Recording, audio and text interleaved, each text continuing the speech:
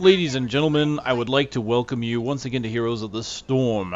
So, June 25th comes around, and Blizzard releases an update to Heroes of the Storm. So there have been quite a few changes. There's not really much changed on the overall UI of the game outside of the game, like outside of playing.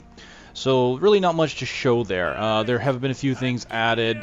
Specifically, there's this Zagara is a new character, StarCraft 2 character, which is kind of a summoner character, which has got a fairly interesting playstyle about her.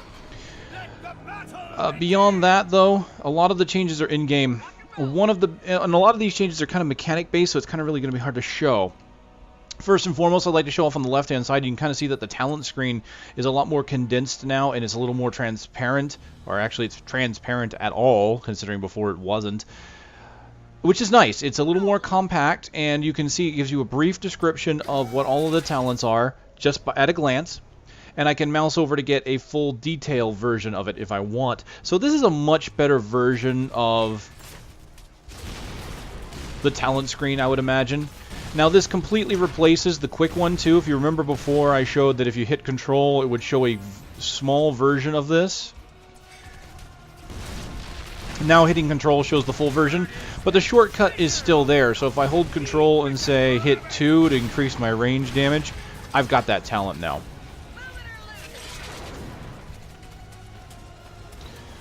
So I can hit control again to bring it up, or I can click on the portrait, and you can see there it is. And all the talents are now on the bottom for each rank. So you can still go back and take a look at ones you have and go forward to see ones that you might get.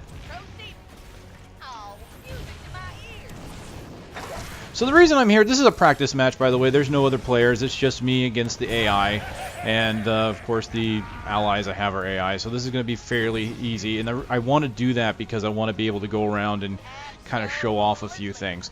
Now, one thing that's been changed mechanically is that all the characters now have flat attack speeds. Now, you may have remembered the last major patch that I reported on. I had mentioned that they had done something with the attack speeds before. Like, they scaled them back. Like, it used to be that you gained a massive bonus to your attack speed as you leveled up. And characters like Vala the Demon Hunter, or in the case I was dealing with, Nova, could get a massive amount of damage out because their attack speeds were just going up so high. Vala especially, because Vala had hatred stacks that were increasing her attack speed. Well, now everybody has a flat attack speed, and your attack speed does not go up as you level. Because of this, a lot of talents and abilities have kind of been redesigned a bit in order to compensate for that, because there were some talents and abilities that were made to use faster attack speeds.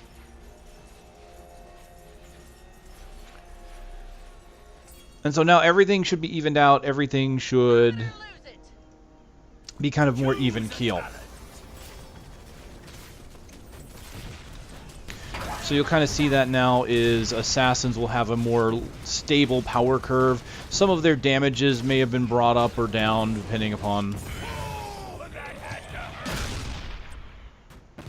which character we're talking about here. Alright, what I want to do is clear these both out here. Now while I'm killing heroes, this is another change that's happened mechanically, is that the experience has changed. All right, the last major patch, they did something to experience to where you would always get some kind of trickle effect of experience. It was supposed to be an anti-snowball effect, right? So in a match, you realistically would not see much more than a 3-level discrepancy between your team and the enemy team, because your entire team levels. You don't have an individual level, unlike other MOBAs. So your entire team can compensate. Like if one person's not doing very well, your team can still do well around that person, and your entire team will still level, and you're not going to fall too far behind. So what they did is they made it so that whatever experience the enemy got, or so I believe this is how it worked. I haven't looked into the details, and I don't believe they put the details of how it worked into the patch notes. But for whatever experience they got, you got a fraction of it, or something like that. So that once you were down a certain amount of levels, you were just getting experience. You could basically sit in your base all day and you were not going to go down that far. Now, this had some unfortunate side effects, I believe, as to the way the game started playing, and you would start seeing a lot of... you would start seeing where a lot of different ways of playing, like basically you could just roam the map as a group all the time. Because you would never really be worried about how your experience was going to be playing out, because you're always going to be getting experience. If your enemy team is getting experience, you're getting experience. That's just the way it was. So why bother?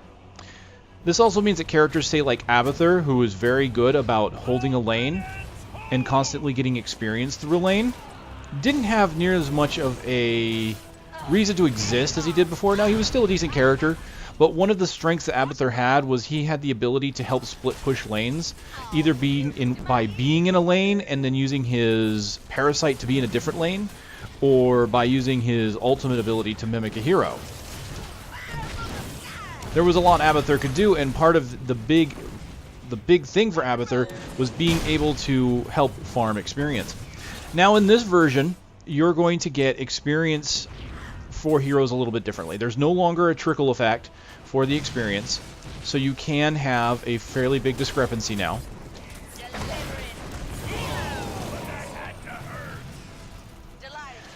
And what happens now is you have an underdog bonus. All right, so if your team's behind by, like, let's say you're even, okay? Even experience. You're both the same level. If you kill an enemy player, you get 100% experience, as long as both teams are even. Now, the moment that you are a level under the enemy, you gain a slight experience buff for killing an enemy player. Conversely, the enemy team gets an XP penalty for killing a player. Now, at one level difference, this is minor. It starts going up and I believe caps out at a level discrepancy of 4. Now, this doesn't mean that you're only going to see a discrepancy of 4. You can see a discrepancy of 5, 6, whatever. This only applies to enemy heroes.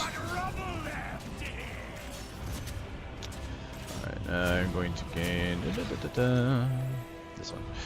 Alright, so again, this only applies to heroes. So that means the higher up in levels you are, you're going to get less experience for killing enemy heroes.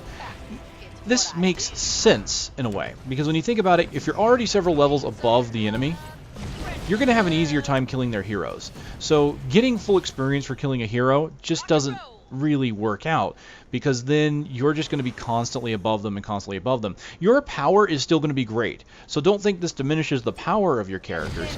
It just means you're not going to level up any higher than them very much easier. And so the discrepancy should still stay around 3 or 4 if both teams are reasonably matched. And keep in mind, we still don't have proper matchmaking in the game yet.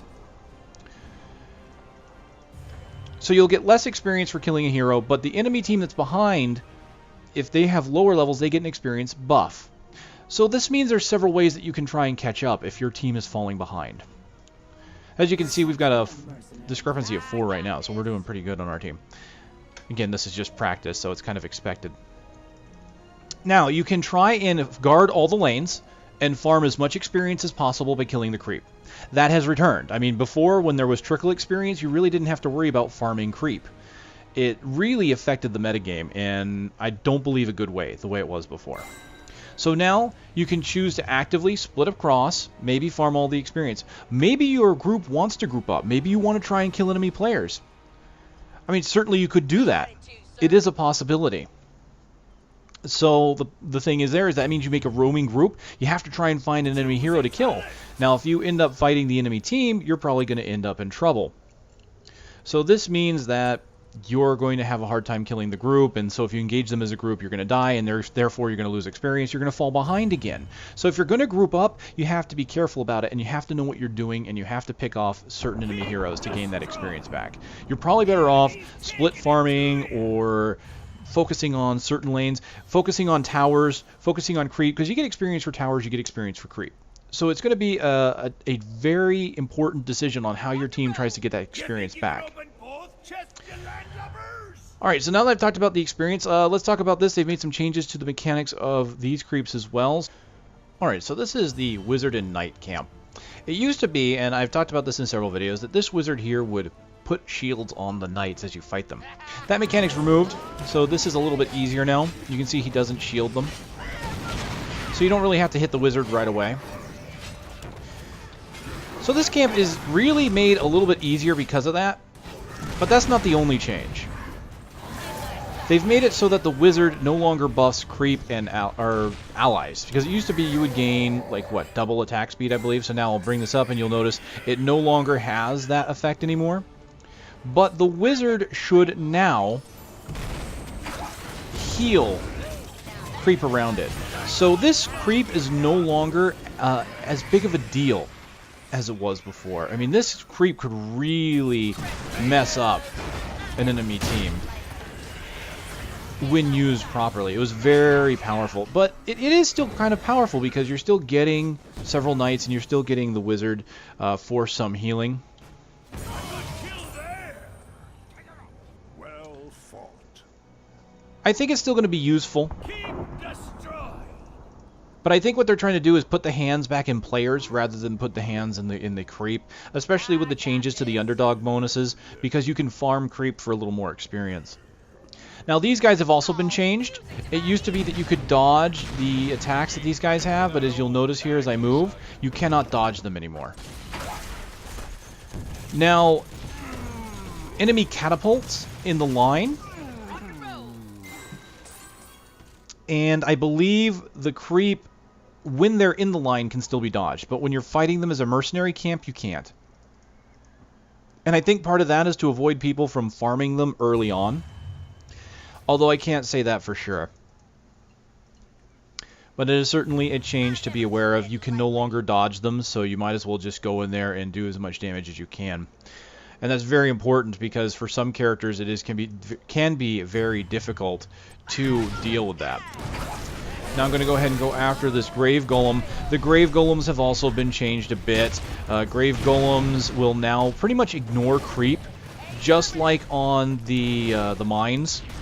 They will pretty much just go for towers. That is their function. They're going to go for buildings. They're going to ignore the creep, and I can't kill it alone, so that's a problem here. I'm going to see if I can't get the AI to kind of come up here. There we go. See if that works. Alright, so when you capture a Grave Golem, the Grave Golem has roughly the power of the golems from the mines with about 30 skulls. So it's going to still be fairly powerful. And it will gain more power as the match goes on. But again, it really seems like what they've done is taken a little bit of power away from the creeps overall, away from the mercenaries. And they're trying to get it back into the hands of players. But you can still use these things to your advantage if you do it right.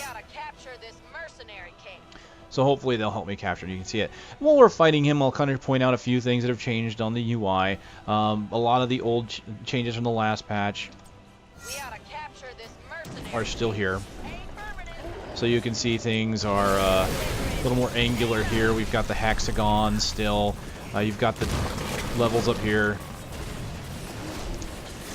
They've reduced the size of the portrait here in the lower left-hand corner, you may notice. And what you'll notice here is this guy, he's going to go right past the creep. Now, it used to be he also stomped on enemy creep, like he would do this AoE stomp. Now he only does that when there are players around, and there needs to be at least 2 players. He will not do it against 1. So there's changes there. Alright, portrait has been made a little bit smaller. Health and mana bars here have also been made a little bit smaller. You may notice that underneath my health and mana, I also have this wonderful little kill bar. This is kind of a neat little thing they've added. It shows your kill streaks. That's really all it's for. I guess people wanted to have a way to see how well they were doing on their kill streaks. You know, it's kind of neat. And you'll notice that the messages up top look a lot different. They've got that kind of moving text going for them now. It looks a lot better. It looks a lot more stylish, and I really like it. I like the way the messages are popping up now. And I do like the little kill streak thing is kind of cool. And each one of these bars is for 5 kills, so 5, 10, 15, and 20. 20 is when it stops counting. If you get over 20 kills, then it will create a second bar, and more skulls will be added, but you won't get any additional bonuses.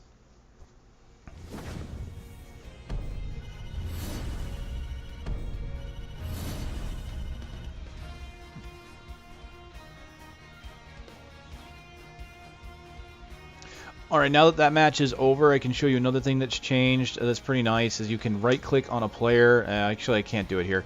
I would have to do it in a match. But when you're in this screen, you can now right-click on players, and you get like a menu, kind of like this. And it will give you options to ignore them, to report them. That's the beautiful thing, is you can now report players when you're in a match.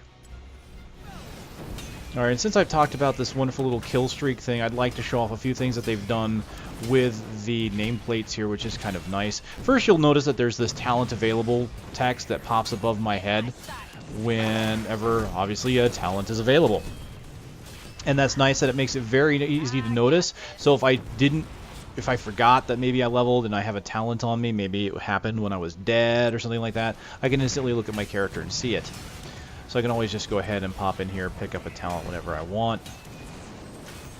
Additionally, you may notice that my health bar is yellow compared to the green and red of my allies and enemies. So it is very easy to pick myself out in a crowd now. So if there's a big fight happening, I can easily look for the yellow bar and know exactly where I am. I believe they've also changed the color of the blue a little bit for the mana bar to make it stand out a little bit more. Beyond that, whenever you get a kill streak, you'll notice your nameplate's going to start to glow. So what I'll do is I'll kind of show you the different parts of the nameplate. So we'll go ahead and start with this. I'll go ahead and toggle the minions off, and you can kind of see right away. Just look at the nameplate. This is the standard nameplate. Killing spree. Nameplate with 5 kills. You can start to see it glowing blue with a little bit of fire on it. The nameplate, when you've got 10 kills, you can see the fire intensifies. Untouchable. At 15, untouchable, you can see even more intensifying flames. And of course, there's a little bit of what looks like lightning is coming off of the edges. Hero of the storm. Alright, there you are, ladies and gentlemen. Hero of the Storm, 20 kills, and that is what the nameplate will look like when someone has achieved that kind of kill streak. Now, this nameplate will show up not only on your allies to see how well they're doing, but on enemies as well. So if you can see someone that's doing relatively well, you might know who you might want to focus on if your team is having a hard time with, or maybe even who to avoid, because this will be very obvious once you see it over their name. Alright, and I just wanted to show off what happens when you got 21 kills. You can see another bar appears, and you'll start seeing more skulls. This will not affect how your nameplate looks in any way, but it's more of a personal thing, so if you like to have a lot of kills and you're trying to go for a personal best, then hey, there you go. You can have that. It's a thing. It can happen. Alright, so beyond that, let me go ahead and show the new tab screen. This has been updated. It looks quite nice now. It will stay up. If I hit tab, it stays up. I don't have to hold tab anymore. It looks much nicer than the last window. You can get a look at siege damage, hero damage, and healing. Unfortunately, you can't see creep damage, so if you're maybe doing really well against creep, your other stats still may not look that great. But you can see your takedowns and deaths, of course. Now, during a match with live players, this part on the right will actually show little, what looks like chat bubbles, and you can click on them to interact with them, much like if you were at the end of a match when you right-click on somebody. And you can block people, you can report them, and everything. So if people are, not taking the alpha seriously, and they're just kind of sitting around and not playing and making the match worse for everybody, Blizzard will take that seriously. I mean, this is an alpha, this is for testing purposes, but just because it's a test and all that doesn't mean people can still be jerks and make everyone else's experience worse. So they will take a look at that, and they have taken people out of the alphas and betas for that before. Alright, so you can also see here total kills at the bottom, level. It just looks so much nicer, actually. There's a good amount of polish that looks like that's been put on here. Also, you can now see the talents of your entire team and the enemy team. So if you click on this show talents, you can see here's my talents. I can take a look at what I picked. But during a normal match, you will see all the players on your team and the enemy team and what they picked. So if an enemy that's playing the same character as you is doing better than you, you might be able to take a look at their build and see, they chose something a little bit different, or what exactly they did to make that build work for them. So if you're ever curious of what's happening, you can take a look. And it also means you can take a look at what your teammates are doing, and you might be able to tell them, hey, you might not want that in this situation. Now the downside to that is I do know that there will be some people that are very elitist about builds. I have had people that played Abathur that copied me once when I was experimenting with some tank builds, and they weren't very nice about it, let's put it that way. We were actually in a party together. We were doing really well for some time, and I was experimenting with a build during a match, and it just, kicked me out of the party afterwards. I'm like, wow, that's some amazing wonderfulness there.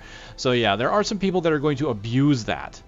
But keep in mind, if you're in the alpha right now, it is still an alpha, and people may be experimenting with some of these builds, especially since there was a lot of changes to characters this patch. I will put a link to the patch notes in the video description, because I can't go over all of the changes to all the characters, because a lot of the characters I haven't even played yet, and I can't really comment on them. But there are definitely a lot of changes out there. In fact, I might have to do another video for some characters such as Vala, because once again, she's been changed. So, ladies and gentlemen, this is the new patch for Heroes of the Storm. Hopefully I was able to make everything fairly concise and informative. Please leave any questions, comments, or feedback in the comment section below, and I'll see you next time.